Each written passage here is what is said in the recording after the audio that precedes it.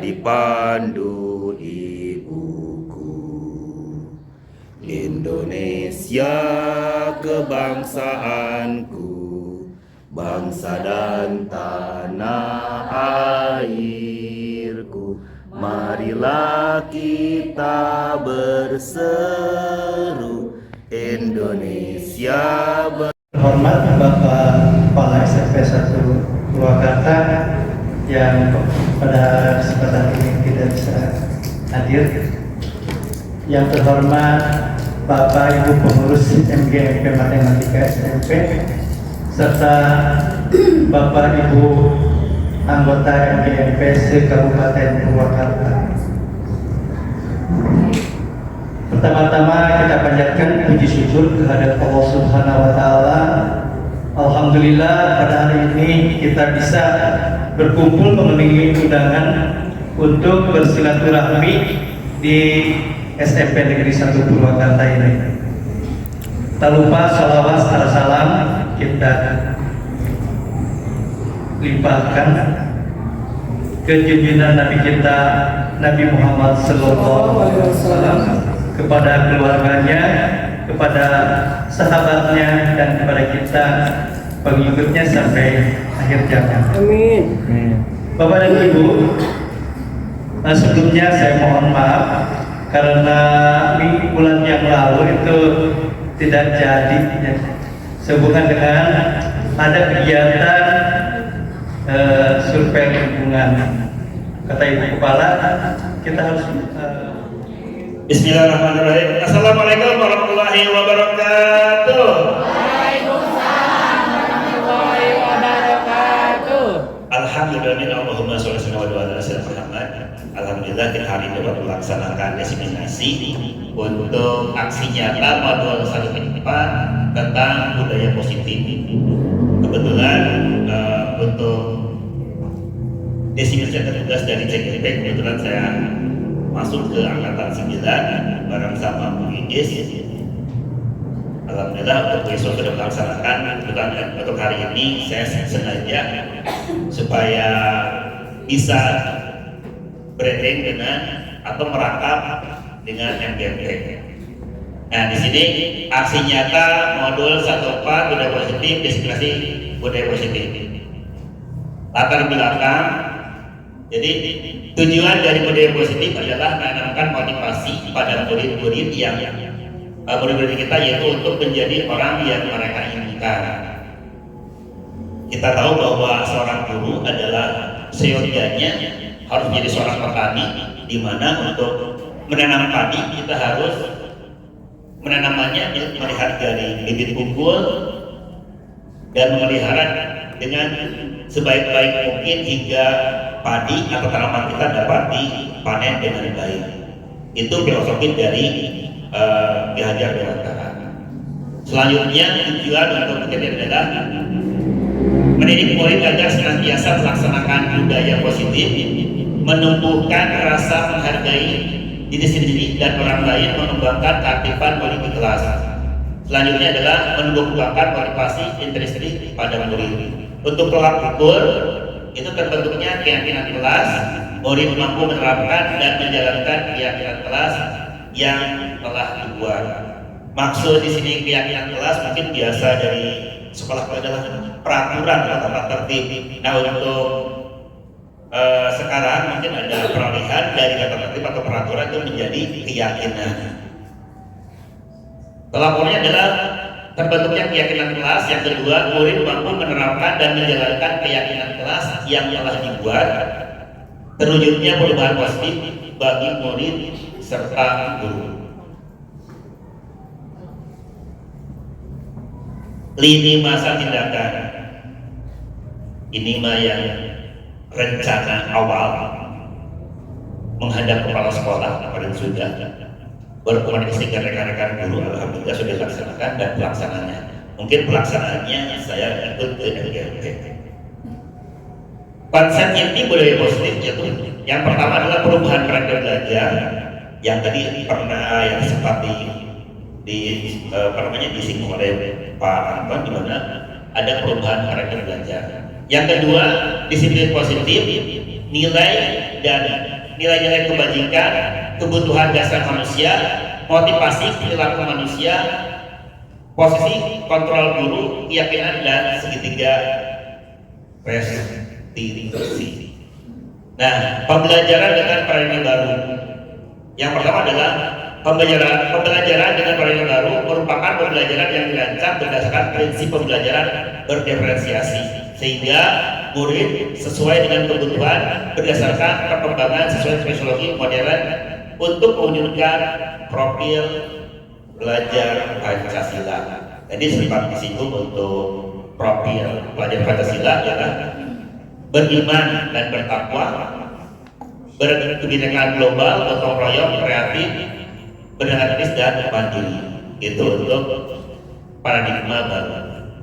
Selanjutnya, miskonsepsi tentang teori kontrol. Kita sebagai guru kadang-kala berpikir bahwa guru mengontrol murid. Yang kedua, ilusi bahwa kritik dan membuat merasa bersalah akan merubah karakter murid. Ilusi bahwa orang dewasa berhak memaksa. Ilusi bahwa semua perbuatan positif efektif dan bermanfaat. Itu yang sebelum saya mengikuti CGP, mungkin hal-hal ini itu dilakukan.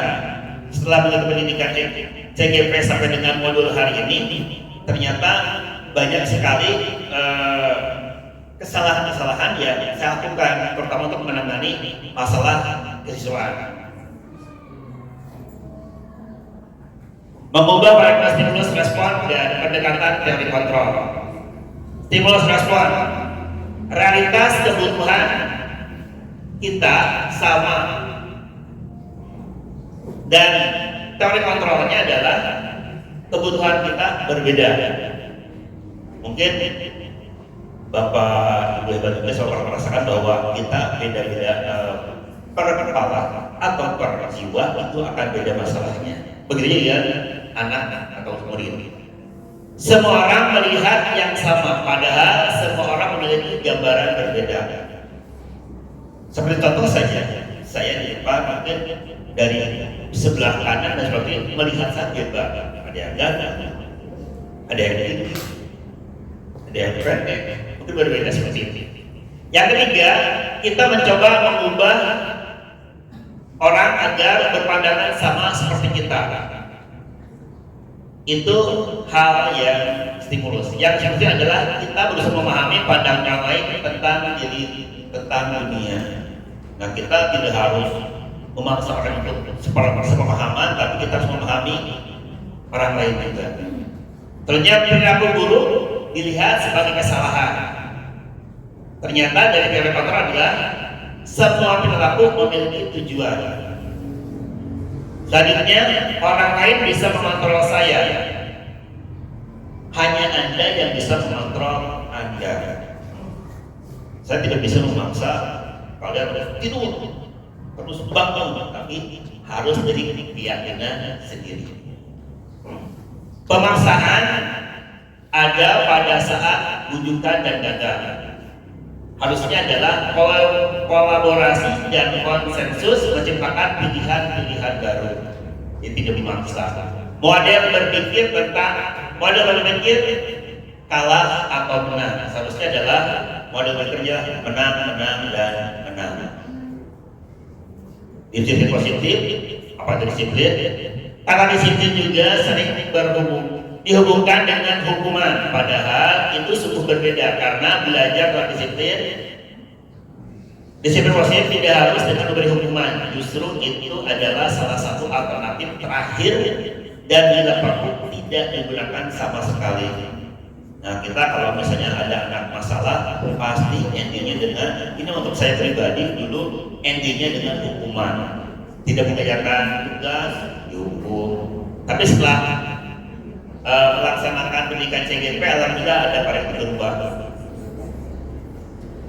Sebagai pendidik, tujuan kita adalah menciptakan anak-anak yang memiliki disiplin sehingga mereka bisa berperilaku dengan mengacu pada nilai kebajikan universal dan memiliki motivasi intrinsik bukan ekstrinsik. Intrinsik adalah motivasi diri sendiri. Contoh kecil saya ke sini ya datang mungkin agak panggilan itu karena motivasi ingin melayani anggota MKMP masalah pendaftaran. Alhamdulillah tapi terlebih dahulu ada Ines dan rekan-rekannya. Nilai-nilai kebajikan universal. Nilai-nilai kebajikan adalah sifat positif manusia yang merupakan tujuan media yang ingin dicapai setiap individu. Nilai-nilai kebajikan adalah prinsip moral dan etika yang diakui secara luas oleh berbagai budaya dan agama di seluruh dunia. Itu kebijakan universal. Selanjutnya ada IPO, Primary Yes Program atau PYP. Toleransi, rasa hormat, integritas, mandiri, menghargai, antusias, empati, keingintahuan, kreativitas, kerjasama, percaya diri, dan komitmen. Yang kedua adalah 9 pilar karakter Indonesia. Yang pertama, cinta Tuhan dan segenap ciptaannya, kemandirian dan tanggung jawab, kejujuran, diplomatis, hormat dan santun, dermawan, suka menolong dan gotong royong, percaya diri, kreatif dan bekerja keras, kepemimpinan dan keadilan, baik dan rendah hati, toleransi, kedamaian dan kesatuan. Profil pelajar Pancasila tadi saya disebutkan bahwa ada beberapa poin. Selanjutnya adalah kebutuhan manusia. Ada 5 kebutuhan. Yang pertama, kebutuhan bertahan hidup. Contohnya adalah makanan, minuman, tempat tinggal, keamanan, dan kesehatan. Itu adalah kebutuhan bertahan hidup. Yang kedua adalah kasih sayang dan rasa memiliki. Itu rasa diterima, dipedulikan, berbagi, kerjasama menjadi bagian dalam kelompok. Yang ketiga adalah kebutuhan manusia adalah kebebasan. Kita perlu mandiri, memiliki pilihan, mencoba hal baru, mampu mengendalikan arah dirinya. Yang keempat, kesenangan, healing ya. Bermain, humor, antusiasme dan tertawa. Boleh dong kenapa sih itu? Ternyata manis. Terima kasih. Yang kelima adalah penguasaan. Itu berkenaan dengan harga diri, keinginan untuk dianggap, memimpin, berprestasi, diakui dan didengar. Itu keinginan saya, apalagi keinginan istri saya ingin diakui. Ya. Selanjutnya, motivasi ekstrinsik untuk menghindari ketidaknyamanan hubungan. Nah, itu adalah motivasi dari intrinsik untuk menghindari hukuman atau ketidaknyamanan. Itu sifatnya murid seperti itu. Sio dicarekan mulut itu ya. Selanjutnya adalah untuk mendapatkan imbalan penghargaan dari orang lain. Kadang-kadang siswa adalah melakukan mengerjakan sesuatu karena ada imbalan, minimal penghargaan atau nilai. Nah, itu adalah motivasi intrinsik. Sekarang untuk motivasi intrinsik adalah untuk menjadi orang yang mereka inginkan dan menghargai diri sendiri dengan nilai-nilai yang mereka percaya. Jadi untuk motivasi intrinsik adalah timbul dari diri sendiri. Mudah-mudahan Bapak Ibu hebat yang ada di sekarang adalah motivasi yang datang dari diri sendiri. Insya Allah semuanya berkah. Insya Allah semuanya akan bermanfaat. Amin. Motivasi hukuman dan penghargaan serta restitusi. Motivasi ada 3. Yang pertama untuk menghindari kejahatan yang tadi ya. Apa yang akan terjadi apabila saya tidak melakukannya. Yang kedua, apa yang akan saya dapatkan apabila saya melakukannya. Yang ketiga, saya akan menjadi seperti apa bila saya melakukannya. Itu untuk seperti itu. Hukuman dan penghargaan. Hukuman itu bersifat tidak terencana atau tiba-tiba. Contoh, kalau saya ngajar terus anak ada yang tidak, murid yang tidak melaksanakan tugas, apakah saya merencanakan dari rumah untuk menghukum siswa? Tidak kan ya? Nah, itu jadi hukuman bersifat tidak terencana atau tiba-tiba. Hukuman bersifat satu arah, top down, dari guru ke siswa. Dan itu biasanya hukuman itu akan efeknya anak merasa tidak dihargai. Selanjutnya hukuman yang diberikan bisa berupa fisik atau psikis. Hukuman dan penghargaan. Konsekuensi disiplin dalam bentuk konsekuensi sudah berencana atau sudah disepakati. Umumnya bentuk-bentuk konsekuensi dibuat oleh pihak guru atau sekolah. Pada konsekuensi murid tetap dibuat tidak nyaman untuk jangka waktu pendek. Konsekuensi biasanya diberikan berdasarkan suatu data yang umumnya dapat diukur. Itu peraturan yang ada yang saya buat di kelas seperti itu. Jadi anak itu melakukan tata tertib karena takut dihukum. Mudah-mudahan nanti penyampaian yang sangat sedikit dari saya bisa berubah, mungkin bisa para guru sebagai guru. Selanjutnya restitusi. Restitusi adalah proses penciptaan kondisi bagi murid untuk memperbaiki kesalahan mereka sehingga mereka bisa kembali pada kelompok mereka dengan karakter yang lebih kuat. Itu karena kata Lucian pada tahun 2004. Restitusi ada 5 posisi kontrol. Yang pertama adalah penghukum, yang kedua pembuat merasa bersalah, yang ketiga sebagai teman, selanjutnya pemantau, dan yang terakhir adalah sebagai manajer. Penghukum bisa digunakan hukuman fisik maupun verbal. Contoh perkataannya adalah patuhi aturan saya, atau awas, kamu selalu saja salah, selalu pasti, selalu yang terakhir selesai. Itu contoh dalam penghukum. Sedangkan untuk membuat rasa bersalah adalah ibu sangat kecewa sekali pada kamu, itu rasa itu adalah membuat anak merasa bersalah. Selanjutnya, berapa kali Bapak harus memberitahu kamu ya? Contoh yang ketiga, gimana coba kalau orang tua kamu tahu kamu berbuat seperti itu? Itu contoh-contoh kalimat dalam membuat rasa bersalah pada murid. Selanjutnya teman. Teman akan lebih mudah lagi kepada murid. Yang pertama, ayo bantulah demi Bapak ya. Ayo ingat tidak bantuan Bapak selama ini. Ya sudah, kali ini tidak apa-apa, nanti Ibu bantu bereskan. Ini contoh-contoh kalimat untuk teman. Jadi, tapi ini juga tidak menyelesaikan masalah karena anak akan mengulang kembali karena merasa menjadi teman seorang guru. Selanjutnya pemantau. Kalimat yang suka terjadi adalah peraturannya apa. Jadi seorang pemantau itu biasanya berhubungan dengan aturan tata tertib. Apa yang telah kamu lakukan? Sanksi atau konsekuensinya apa? Jadi seorang pemantau akan lebih mengutamakan dari sebuah tertib atau aturan. Selanjutnya yang terakhir, manajer.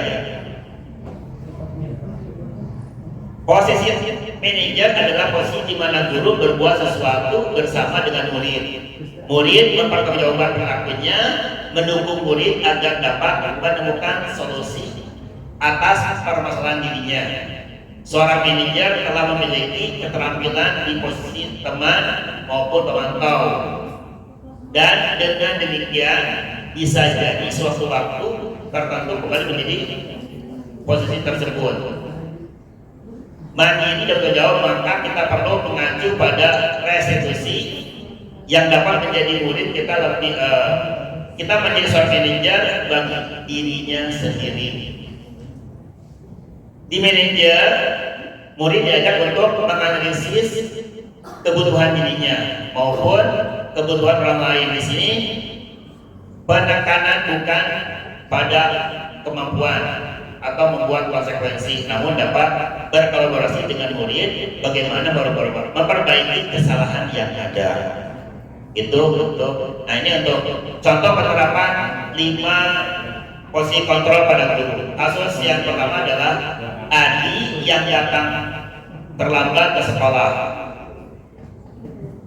Nada untuk seorang penghukum, nadanya masih tinggi. Bahasa tubuh, mata pelotot, dan jari menunjuk-nunjuk, menghardik.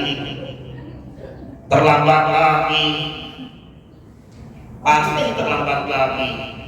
Sudah datang terlambat, kapan bisa datang tepat waktu? Itu untuk seorang penghukum. Tanyakan pada diri Anda bagaimana perasaan murid bila guru berbicara seperti itu pada saat murid datang terlambat.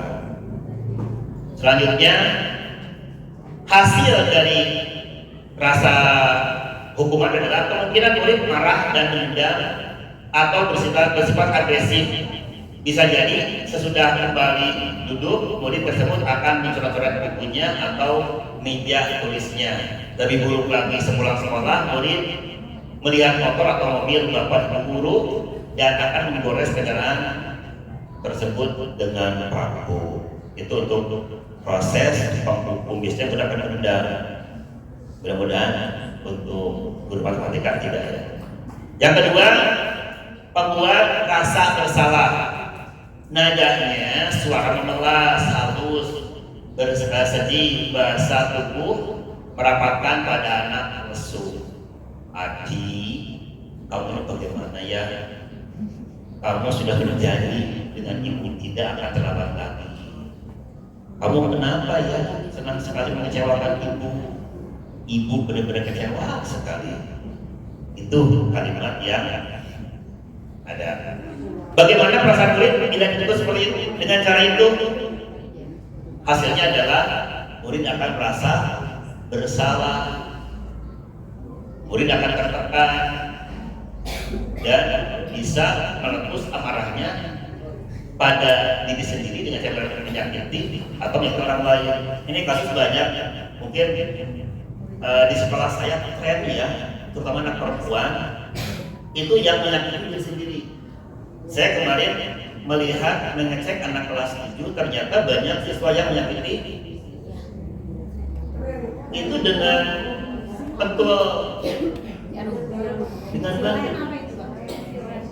Katanya untuk melampiaskan.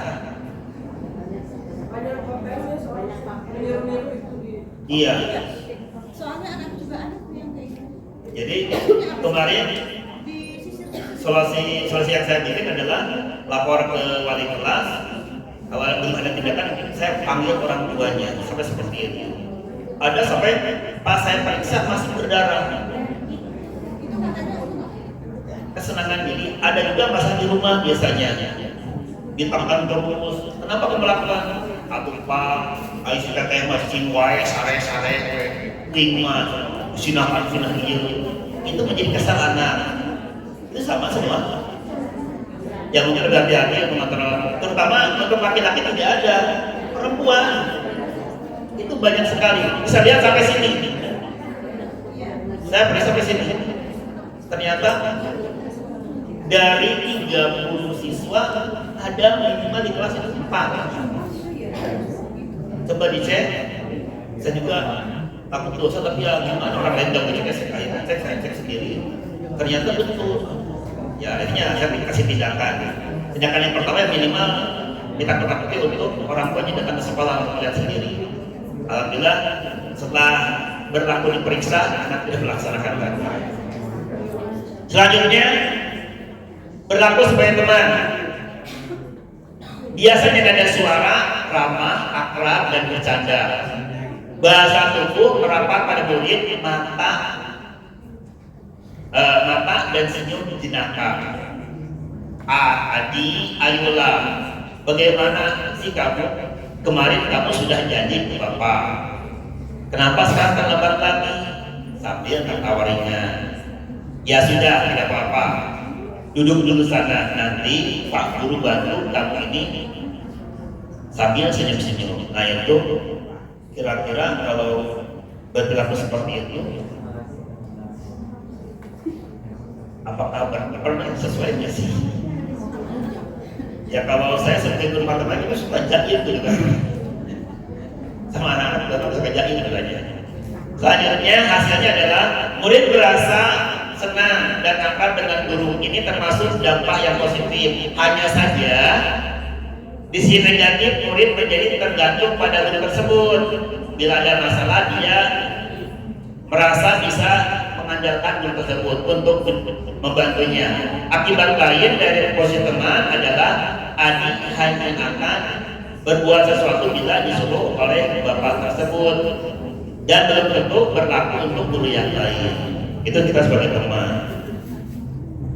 Selanjutnya adalah ini contoh memantau kalimatnya kata guru. Adi, tahukah kamu jam berapa kita harus mulai? Tahu Pak. Kamu terlambat 12 menit. Apakah kamu sudah mengerti konsekuensi yang harus dilakukan bila terlambat? Paham Pak. Saya harus tinggal kelas, banyak istirahat nanti dan mengerjakan tugas ketinggalan saya. Ya benar. Nanti pada saat jam istirahat kamu harus tinggal di kelas untuk menyelesaikan tugas yang tertinggal tadi. Saya tunggu. Itu untuk pemantau. Dan hasilnya adalah murid memahami konsekuensi yang harus dijalani karena telah melanggar satu peraturan sekolah. Guru tidak menunjukkan suatu emosi yang berlebihan. Selanjutnya, ini contoh Adi guru seorang manajer. Nada suara tulus, bahasa tubuh tidak kaku, mendekat pada murid. Kata guru, Adi, apakah kamu mengetahui jam berapa sekolah dimulai? Tahu Pak, jam 7. Ya, jadi kamu terlambat ya. Kira-kira bagaimana kamu akan memperbaiki masalah ini? Saya bisa menanyakan kepada teman saya Pak, nanti mengejar tugas yang tertinggal. Baik, itu bisa dilakukan. Apakah besok akan ada masalah untuk kamu agar tidak hadir, agar bisa hadir tepat waktu ke sekolah? Tidak Pak, saya bisa hadir tepat waktu. Kata gurunya, baik. Saya menghargai usaha kamu untuk memperbaiki diri sendiri. Dan hasilnya adalah fokus pada murid, bukan untuk membahagiakan guru atau orang tua. Murid sudah mengetahui adanya suatu masalah dan sesuatu perlu yang terjadi. Bila guru mengalami posisi pemantau, guru akan melihat segala konsekuensi apa peraturannya. Namun pada posisi manajer, guru akan mengembalikan tanggung jawab kepada murid untuk mencari jalan keluar masalahnya, tentu dengan bimbingan guru. Ya, seorang bijak berkata, apa yang kamu yakini? Apakah kamu meyakininya? Jika kamu meyakininya, apakah kamu bersedia untuk memperbaikinya? Jika kamu baru kali ini, hal yang menunjukkan apa tentang dirimu? Apa rencana kamu untuk memperbaiki hal ini? Ciri-ciri resolusi yang membedakan dengan program disiplin lainnya. Resolusi bukan untuk menebus kesalahan, namun untuk belajar dari kesalahan. Resolusi memperbaiki hubungan. Resolusi adalah tawaran dan bukan paksaan. Resolusi adalah momentum untuk melihat diri lebih dalam lagi. Keyakinan kelas. Keyakinan kelas adalah salah satu disiplin positif yang bisa kita terapkan dalam membangun budaya positif di sekolah. Keyakinan kelas adalah salah satu Salah satu disiplin positif yang bisa diterapkan dalam membangun budaya profil di sekolah. Dengan adanya keyakinan kelas, setiap kelas mengharapkan dapat mewujudkan tujuan pendidikan yang berdasarkan pada profil pelajar Pancasila. Pembentukan keyakinan kelas. Yang pertama, keyakinan kelas bersifat lebih abstrak daripada peraturan yang lebih rinci dan konkret. Keyakinan kelas berupa pernyataan-pernyataan universal. Yang ketiga, pernyataan keyakinan kelas senantiasa membuat dalam bentuk positif. Selanjutnya, keyakinan kelas hendaknya tidak terlalu banyak hingga mudah diingat dan dipahami oleh seluruh warga kelas. Keyakinan kelas sebaiknya sesuatu yang dapat diterapkan di lingkungan tersebut. Misalnya menerapkan sholat berjamaah, tapi di sekolahnya jangan misalnya sholat tidak memaksakan. Selanjutnya, semua warga kelas hendaknya ikut berkontribusi dalam membuat keyakinan kelas atau kegiatan curah pendapat. Bersedia meninjau kembali keyakinan kelas dari waktu ke waktu. Alhamdulillah kemarin setelah ini diterapkan, saya di sekolah saya pribadi, SMP Satu Cibatu, kelas mendapat peringkat juara pertama angkatan tertib dan program kelas. Itu murni dari kehendak anak-anak. Saya hanya memberikan pemantauan saja apa yang harus dilaksanakan. Selanjutnya, prosedur keyakinan kelas. Mempersilahkan warga sekolah atau murid-murid di sekolah atau di kelas untuk bercurah pendapat tentang peraturan yang disepakati di sekolah atau kelas. Di sini ada yang sudah membuat peraturan keyakinan sendiri kelas atau sesuai dengan aturan di sekolah. Kalau saya pribadi, kalau peraturan kelas masih mengikuti ke sekolah, tapi untuk enggak, kalau dia mana teman.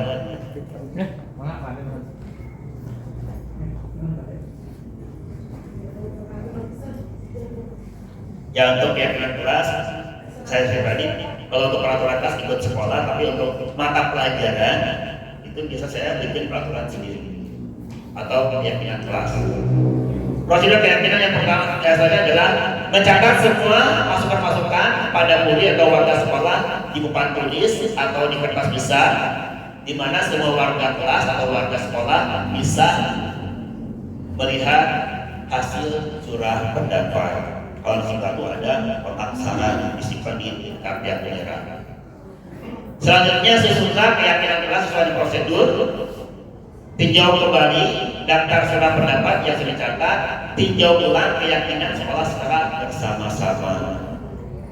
Selanjutnya, setelah keyakinan atau kelas dibuat, maka semua warga dipersilakan meninjau ulang dan menyetujuinya dengan menandatangani keyakinan kelas tersebut, termasuk guru dan warga sekolah.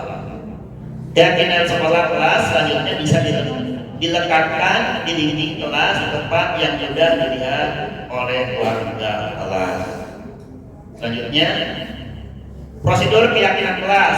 Keyakinan 1, setiap anggota kelas perlu belajar. Setiap anggota kelas perlu senang. Setiap anggota kelas perlu melakukan tugas. Setiap anggota kelas perlu saling menghargai, dan setiap anggota kelas perlu merasa aman. Nah, ini yang sekarang diperlukan oleh pemerintah tentang bullying. Anak-anak kadang-kala tidak merasa aman di kelas karena keisengan-isengan teman-temannya. Ya, ini yang terakhir adalah segitiga restitusi.